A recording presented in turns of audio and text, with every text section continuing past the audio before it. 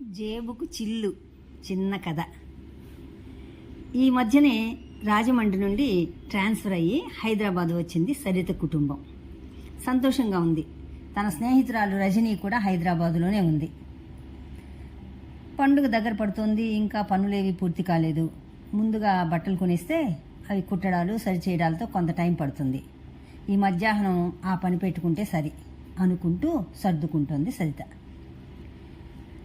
గబగబా పని ముగించుకొని షాపింగ్ అని బయలుదేరింది. మధ్యలో స్నేహితురాలు రజనీని కూడా వెంట పెట్టుకుని వెళ్ళింది. ముందుగా జెంట్స్ సెక్షన్ రవిగాడికి ముందుగా సెలెక్ట్ చేసేస్తే మిగతావి నాకు మీ అన్నయ్యకు, సరేనా రజనీ అంటూ టాప్ ఫ్లోర్లో ఉన్న జెంట్స్ గార్నమెంట్స్ సెక్షన్కి వెళ్ళింది. ఇద్దరూ కలిసి రవికి వాళ్ళ నాన్న మధుగారికి 3 జతలు సెలెక్ట్ చేశారు. బిల్లు బాగానే అయింది. 4,600 రూపాయలు రవికి, 3,000 రూపాయలు మధుకి. ఇక క్రింద లేడీస్ సెక్షన్కు ఇద్దరు కలిసి వెళ్ళి నచ్చినవి తీసుకున్నారు. మధ్యాహ్నం కాలేజీ నుండి వచ్చిన రవితో సరిత అంది, రవి, నీ గదిలో నీ డ్రెస్సెస్ కొత్తవి పెట్టాను, చూసుకో. ఏదైనా నచ్చకపోయినా సరిపోకపోయినా మార్చుకోవచ్చు. ముందుగా మార్చుకునేటట్లే అడిగి వచ్చానులే అంది.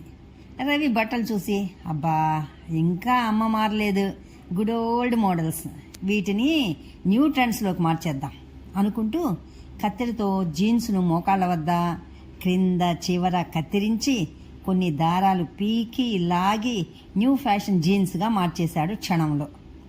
షర్ట్స్ బటన్స్ పైవి తీసేసి రకరకాలుగా మార్చి కూర్చి న్యూ ఫ్యాషన్ షర్ట్స్ తయారు చేశాడు.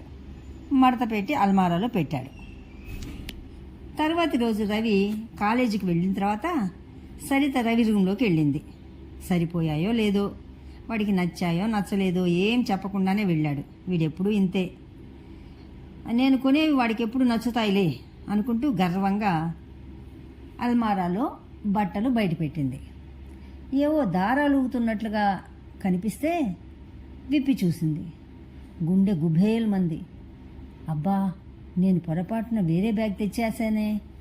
మంచిదైంది వాడు చూడకపోవడం. కంగారుగా రజనీకి ఫోన్ చేసి, సిద్ధంగా ఉండవే, షాపింగ్కి వెళ్ళాలి త్వరగా అంది. ఇద్దరూ కలిసి షాప్లో మేనేజర్తో మాట్లాడి, పొరపాటున వేరే బ్యాగ్ నాకు ఇచ్చారండి, నేను కూడా గమనించుకోలేదు.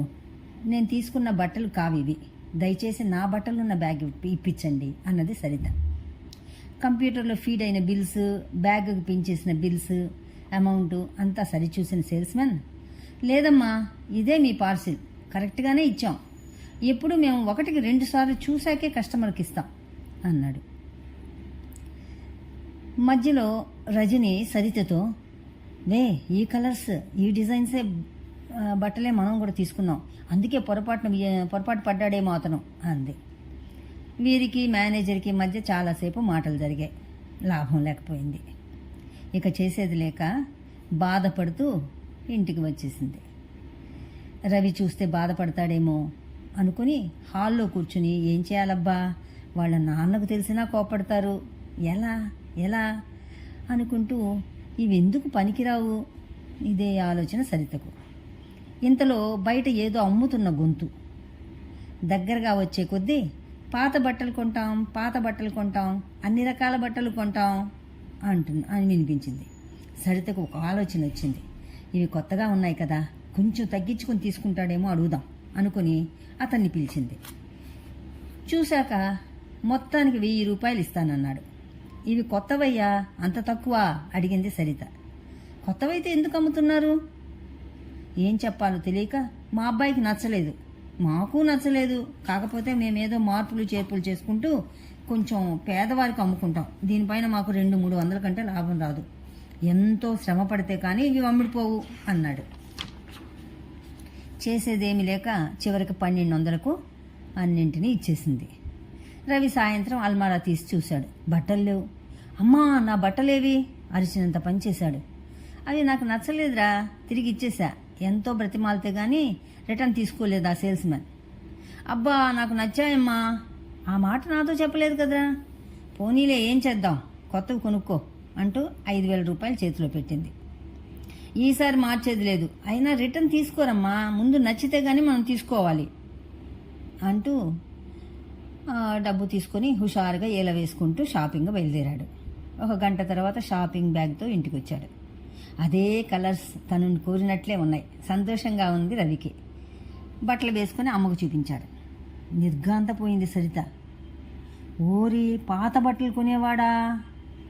మనసులోనే లెక్కేసుకుంది. 4,600 మైనస్ 1,200 = 3,400 ప్లస్ 5,000, మొత్తంగా 8,400 రూపాయలు. జేబుకు చిల్లు అనుకుంటూ పైకనేసింది. ఈ చిల్లులే కదమ్మా ఇప్పుడు ఫ్యాషను. సంతోషంగా నవ్వుకుంటూ బయటికి వెళ్ళిపోయాడు రవి. ఏం కాలమో ఏం పిల్లలో, చిరిగిన బట్టలు వేసుకొని తిరుగుతున్నారు. చేసేది లేక నిట్టూర్చింది సరిత.